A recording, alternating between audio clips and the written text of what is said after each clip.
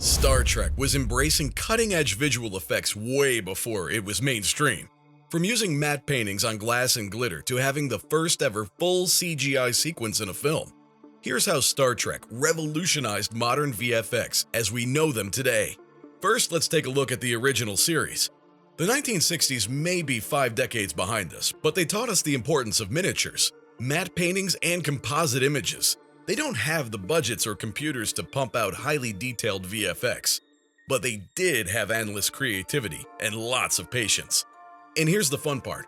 Digital cameras weren't a thing then, and you couldn't edit the film or TV show in Adobe Premiere, so all of the matte paintings and miniatures and compositing had to be done on real film, which means that if they messed it up, there was no turning back.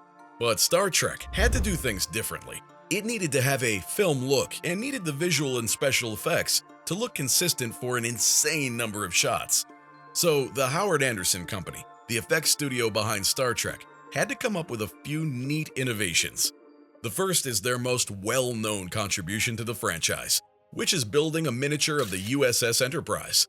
They actually built 2 differently scaled models depending on what the shot required. For example, if it was a close-up shot, then the model had to be more detailed, with each section handcrafted to perfection.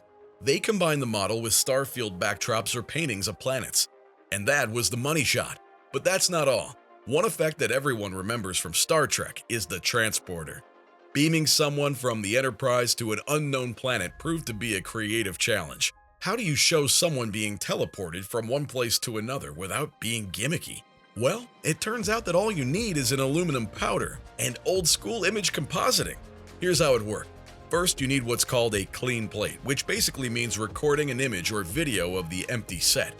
Then you have the actors step into the transporter and get a shot of them standing still. And you'll notice it early on that the actor looks completely paused while beaming in or out of the Enterprise. That's because it's a still image. Now you want to go from the clean plate to the image of your actor, and you need a buffer between the transitions.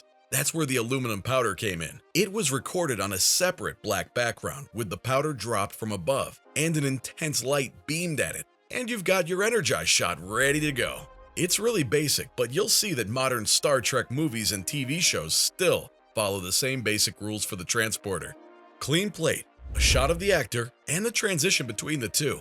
These effects were considered revolutionary for their time, but there's something even more epic. The Genesis demo from Star Trek II, The Wrath of Khan. Before Toy Story and Pixar, there was the Genesis demo. The shot is 67 seconds long and shows a torpedo hitting a planet, resulting in a planet-wide shockwave, and then it transforms into an Earth-like utopia. Star Wars had been out for some time, and it boasted some of the best special effects the world had ever seen. But Wrath of Khan was the first movie in 1982 to create a sequence made just by computers. VFX computers to be exact, which are so old and so huge you'll probably never read about them in school anymore. Some frames needed only 5 or so minutes to render, while others could take up to 5 hours. To create the sequence, Lucasfilm's computer division used fractals, complex particle systems, and digital paintings to mimic a torpedo's shockwave engulfing the planet. And remember, no matter how janky it looks now, it was innovative stuff back in the day. No one was doing it like Lucas Computer Division. And fun fact, the company eventually became Pixar and created Toy Story, the first fully computer animated movie. But Star Trek isn't just about old school techniques and embracing CGI. It's about revolutionizing how movies and TV shows are seen. Before the late 80s, most TV shows still used film reel to shoot their episodes. But during the late 80s and early 90s, Star Trek: The Next Generation came on the scene, and it changed everything. Now, TNG was still shot on film, but the showrunners would transfer the footage to videotape. And as the series continued and technology improved, they began using digital tapes to process their film reels. But hold up, doesn't that take a long time and waste money? Surprisingly, no. Having the footage transferred to video meant editing and adding effects to the scenes could be done faster and more efficiently. No one was doing it like that before Star Trek. And there's a reason why.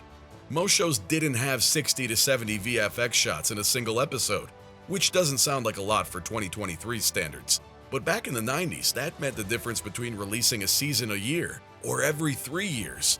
Besides, Deep Space Nine and Voyager had also entered production in the mid-90s, which meant that they needed to ramp up production of visual effects for all 3 shows significantly and without losing quality. This meant creating fully CG versions of spacecraft and other elements within the episode, reducing the time required to produce miniatures and filming them on a motion-controlled camera rig. And yes, I know that Babylon 5 and seaQuest DSV were integrating VFX into their episodes too, but it was the next generation that gave CGI for TV shows the greatest exposure. I binge it from time to time, and it's amazing how they were able to maintain such great quality over 7 seasons. Then again, the budget for each episode could balloon up to $1.3 million, which was unheard of at the time. And then came the early to mid-2000s, when hype around the franchise started to fade. I mean, obviously the fans still watched Star Trek reruns every chance they got, but there just wasn't enough innovation anymore. But then came 2009, and J.J. Abrams took over Star Trek. That I've seen kind of assume that you care and assume that you sort of just saw the first film. Now, I know people didn't like the excessive lens flares, but I loved it. Abrams explained that this is just the way light behaves in the real world when you're recording something with a camera. Oh, this would be really cool. There's a lens flare. But I know it's too much, and I apologize. And I've actually, I'm so aware of it now. I was showing my wife. And sure, that's true, but the way he achieved the lens flare effect was pretty rudimentary. Shine a flashlight off camera directly at the lens. And that worked in real-life conditions on sets that were built from scratch. But what about in CGI? Well, Industrial Light and Magic had to tailor the CG shots in the movie to Abrams' taste and introduce lens flare in a lot of exterior shots. And in order to do that, they developed a tool called Sunspot, which analyzes the way light flares in anamorphic lenses and replicates it in digital form. Office, and JJ walked by and said, "I've got this great idea. It's called a space jump." And I was like, "What are you talking about?" But he came back and explained how they were going to, jump out of the shuttle and fly down to the sun. In VFX terms, it's not technically revolutionary, but it's still a key part of storytelling in the Star Trek universe as we know it today. And this finally brings me to the warp speed sequences seen in Star Trek Beyond.